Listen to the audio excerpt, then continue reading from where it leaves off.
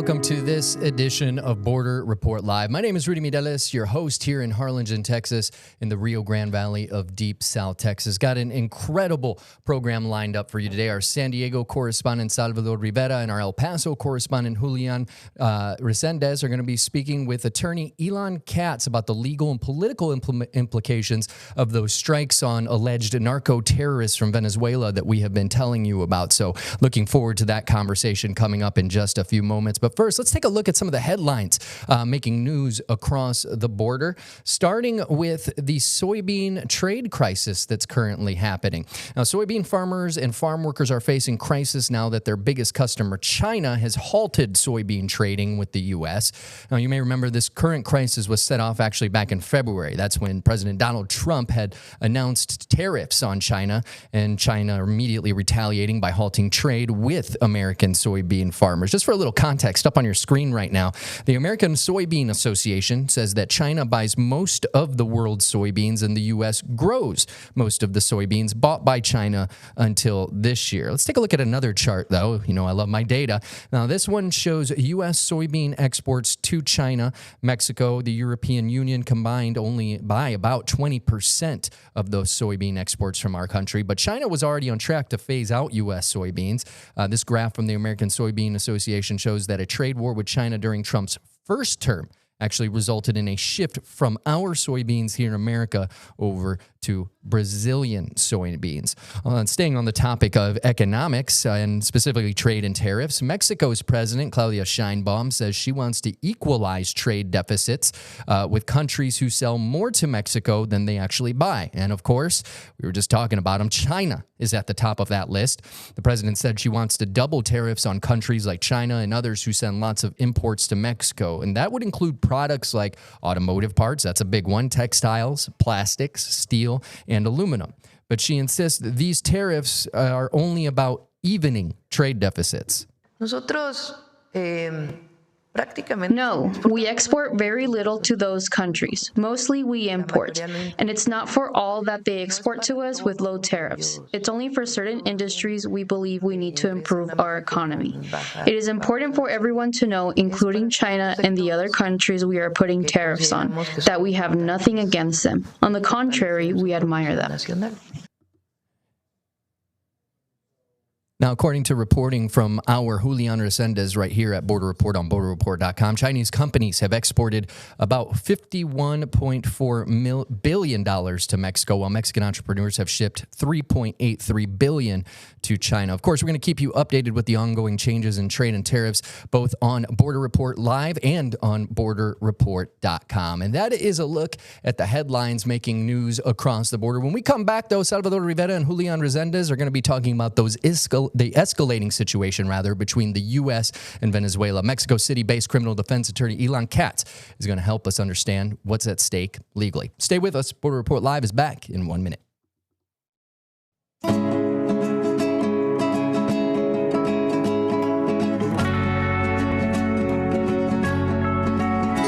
Welcome back to this edition of Border Report Live. My name is Rudy Mideles, and I'm your host here in Harlingen, Texas, in the Rio Grande Valley of South Texas. Time now to bring in everyone. We've got a full house on today's edition of Border Report. Joining me now, San Diego correspondent Salvador Rivera, El Paso correspondent Julian Resendez, and our guest for today's conversation, Mr. Elon Katz, a criminal defense attorney, here to talk to us today about the rising tensions and the legality and political impact of these rising tensions with Venezuela as President Donald Trump looks to curb illegal drug trade coming from that country. Thank you all so much for being here today.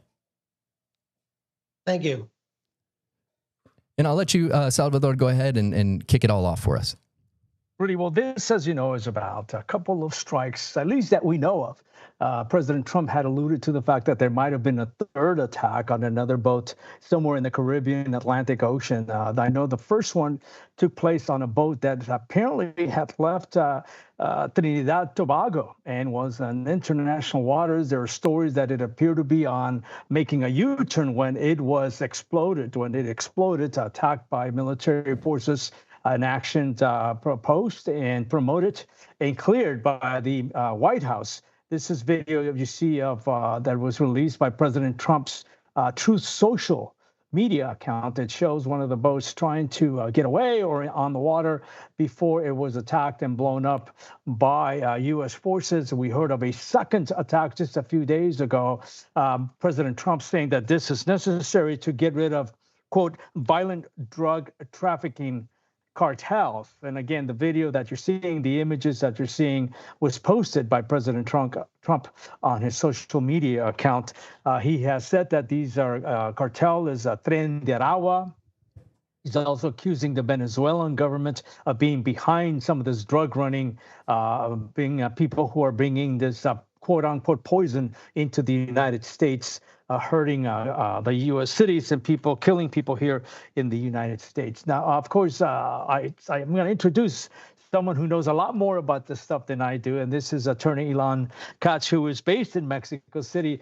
Sir, welcome to our live stream, Border Report live stream. Thank you for joining us. Please shed some light, your thoughts, your opinions on what we have been seeing out in the Atlantic Ocean as the White House apparently is targeting this so-called drug-running boats and cartels that are exporting drugs into the United States. Thank you, Rudy. Thank you, Salvador. Thank you, Julian. It's a pleasure to be here with you guys talking about this very interesting subject. First of all, we have to bear in mind that at the very least, it seems excessive to bomb or destroy or kill the people on these boats for many reasons. First of all, the United States has always had the legal framework to stop drugs from coming illegally into the country and to detain the drug runners or the smugglers in those vehicles or operating illegally in this way. Then came this shift by which many different cartels, including Tren de Aragua in Venezuela, became designated or was designated a terrorist organization. And this changed the treatment, where they would be treated instead as of just regular criminals bringing drugs in, they would be treated as Al-Qaeda or as terrorists who were an imminent threat to the United States. So it's a little bit difficult to make the shift from somebody bringing in a bomb, per se, to somebody bringing in fentanyl or cocaine. So there's a big difference there. There's a line to be drawn. They could have just stopped the boat and arrested the people if there were, drug runners or smugglers on that boat. But I want to take it a step further. There is, at this point in time, no real evidence that proves that these people belong to the Tren de Aragua cartel, which would give it at least some legal framework for it to be legal under U.S. law, even though it would still be illegal under international law. Since we don't know if these people are Tren de Aragua, except because of what the White House has said, then it does become a more slippery slope regarding the legality of these executions. How is this playing in Mexico and other Latin American countries? Well, that's a very complicated question to answer because, first of all, we have seen that Colombia and Venezuela have been very tough on this action, and because it does, at the very face of it, seem like a very excessive. It would seem like the United States is very trigger happy to have military action and destroy anybody who they seem to be, a smuggler. And it does have questions regarding sovereignty and human rights. On the other hand, in Mexico is very, or at least the average Mexican citizen, I'm sure, is very happy to see some strong-armed responses to the cartels who have been plaguing our society for many years in a very bad way.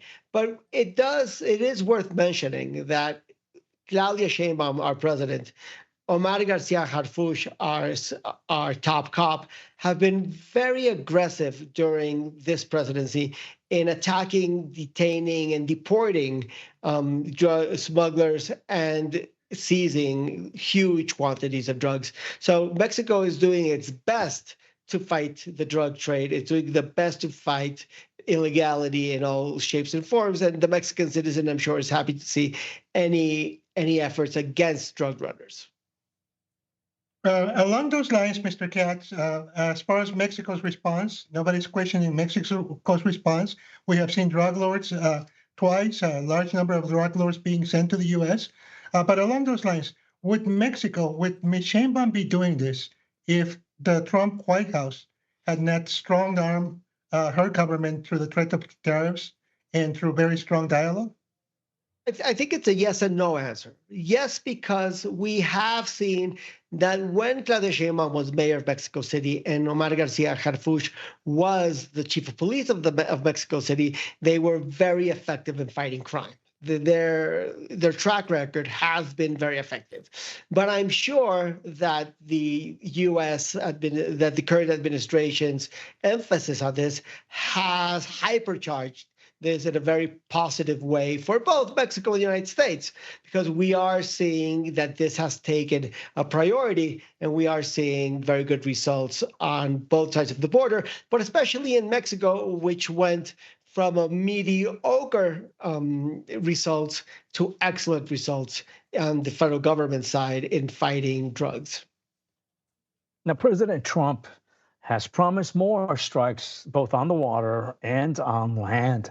How do you perceive these potential strikes on foreign soil, for that matter? Well, I think the starting point is the human rights violations. I mean, we have to see what's the end game. And I don't think that we are being told by the U.S. government in an eloquent and orderly way what's the end game here and what's the strategy here to stop illegal drugs from going to the United States.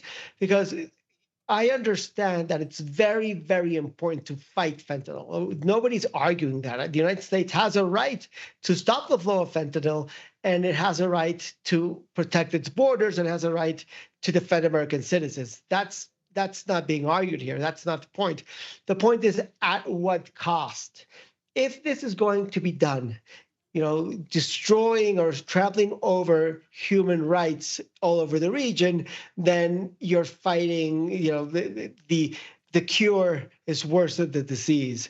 If we are going to get innocent humans murdered by, military action in order to stop the flow of fentanyl, then the equation is a losing equation for mankind.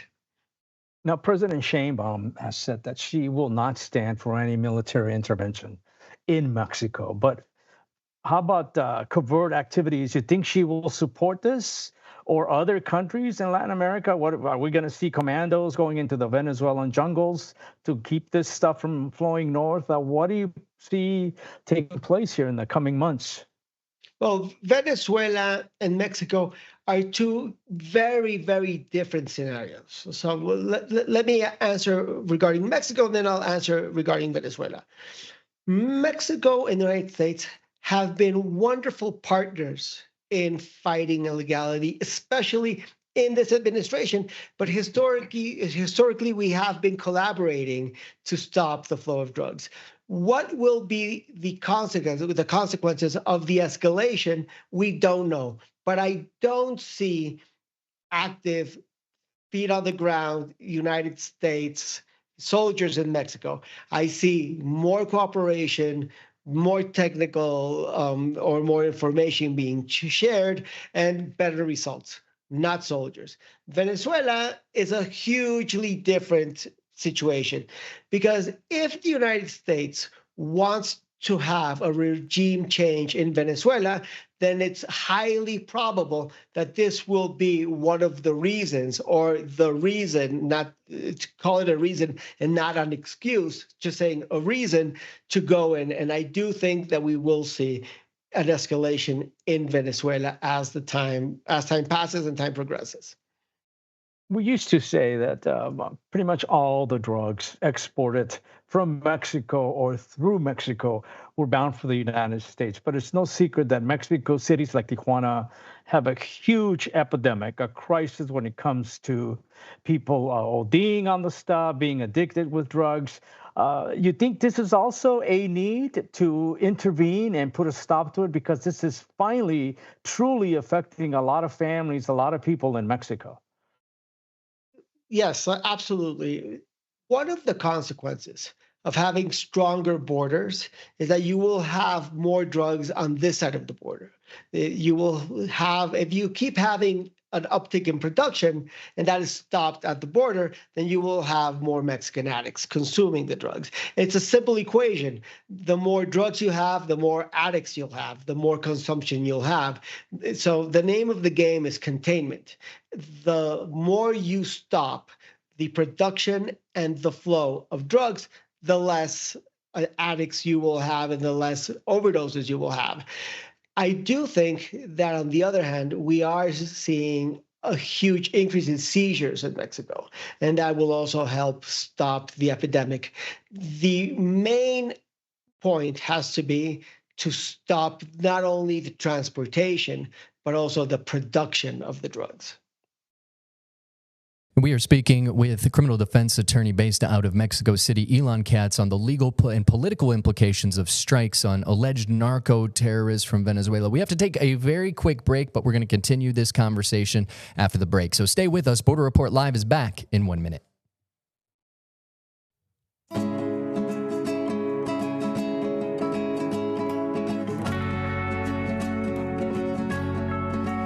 And welcome back to this full house edition of Border Report Live. My name is Rudy Midelis, your host here in Harlingen, Texas. And joining us today for this conversation is Mr. Elon Katz, criminal defense attorney, to speak about the legal and political implications on these strikes on alleged narco terrorists coming from Venezuela. Yeah, I have a question for you, Mr. Katz, on something that's very dear, very close to those of us who live on the border, who have family on the other side of the border.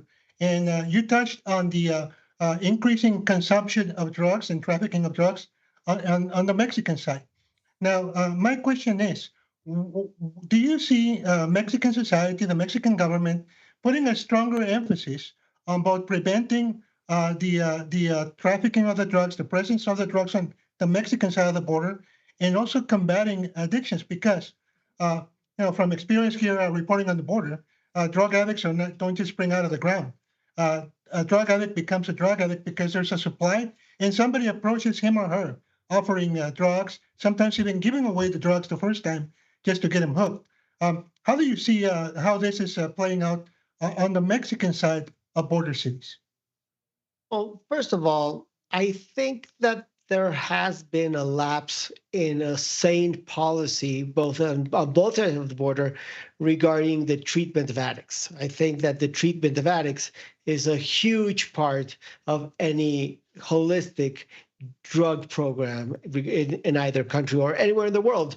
I think that that's a very important point. And I think that there has to be an increase in at least the exploration of these solutions to treat people on the border.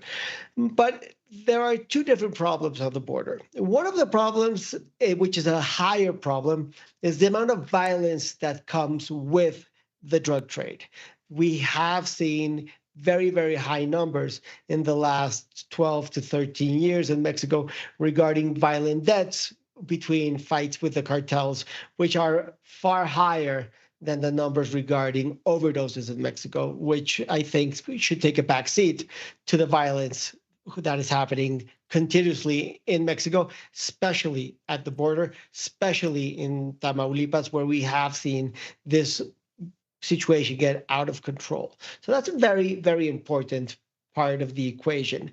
Another part of the equation is that the more we see high-level drug lords being sent to the United States, the more we see that the capacity of operation is going to be minimized because their hideouts are being discovered, Their operators are being detained. Their money laundering schemes are being limited. So the drug war does have serious implications to downgrade the amount of, or at least to contain the damage on the border and everywhere else.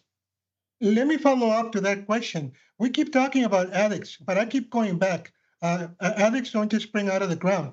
Addicts are the result of a large presence of drugs, of somebody not in society, in government, not stepping in and saying, well, there shouldn't be sales of drugs on the streets. We need to talk to the families. Here, growing up in El Paso back in the early 80s, we had a tremendous gang problem and somewhat of a drug problem. And people, unlike in some sectors of law enforcement in Mexico that I hear, we're not saying, well, it's just a problem among drug traffickers. Let them do their thing. And on the contrary, people here in El Paso and Southern New Mexico stepped in. They involve the schools. They involve nonprofit groups. They involve parents.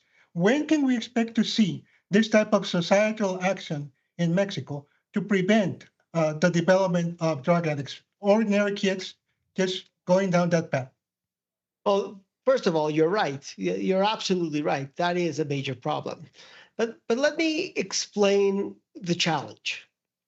The streets, as we understand them, every corner, every alley in Mexico is looked upon or taken care of by local police, municipal police.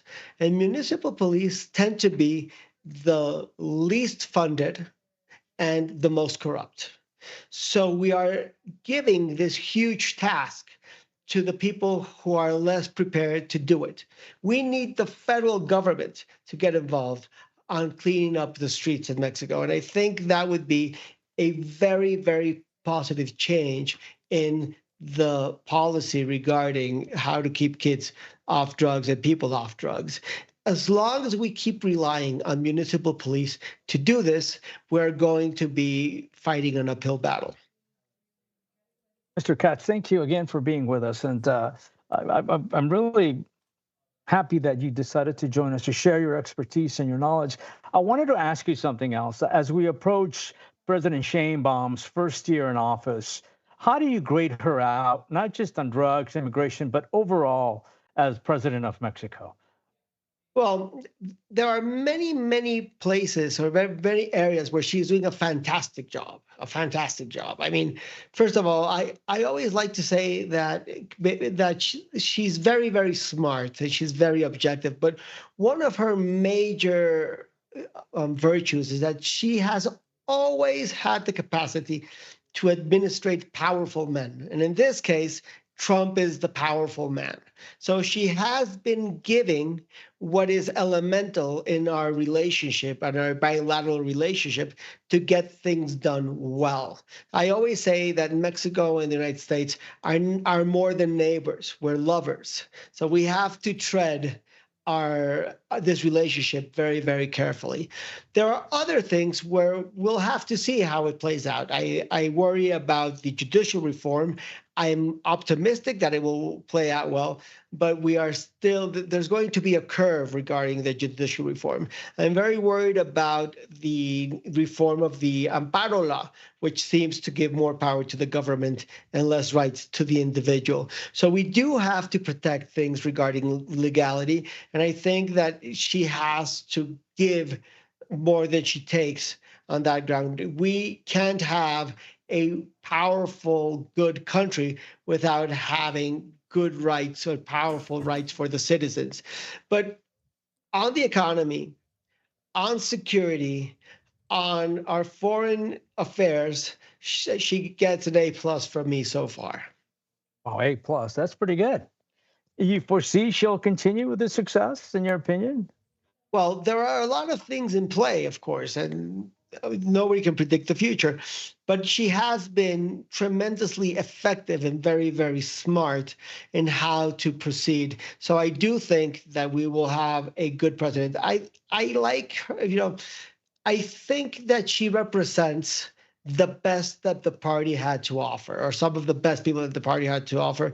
And as long as she can shake off some of the bad elements in her party, then she will continue to do very well. We've been speaking with criminal defense attorney out of Mexico City, Mr. Elon Katz, about the legal and political implications of strikes on alleged narco terrorists coming in from Venezuela, as well as a little bit of the foreign policy between the United States and Mexico. We want to thank you so much, but we are unfortunately out of time, Mr. Katz. But we appreciate you joining us today, and hope we can call again on you in the future. Absolutely. All right. Thank you, sir. And thank you, Salvador and Julian, for your incredible reporting, as always. Really quick, before we go, we wanted to remind you that you can stay informed on the stories shaping the U.S.-Mexico border on your commute home. Maybe you're walking the dog, taking the kid out in the stroller. That's what I'm doing every night these days. But we are now bringing you Border Report Live, real-time updates, expert insights, and voices from both sides of the border in podcast form. You can listen today. You can see all the places you can get it right there at the bottom of your screen. Apple Podcasts, the iHeartRadio app, Spotify, and of course on YouTube as well. Again, thank you to Mr. Elon Katz for speaking with us today. We appreciate you making the time for us today, sir. And thank you to our San Diego correspondent, Salvador Rivera, and our El Paso correspondent, Julian Resendez, for their incredible questions on this subject. My name is Rudy Mireles. For the rest of the Border Report Live crew, have a great day.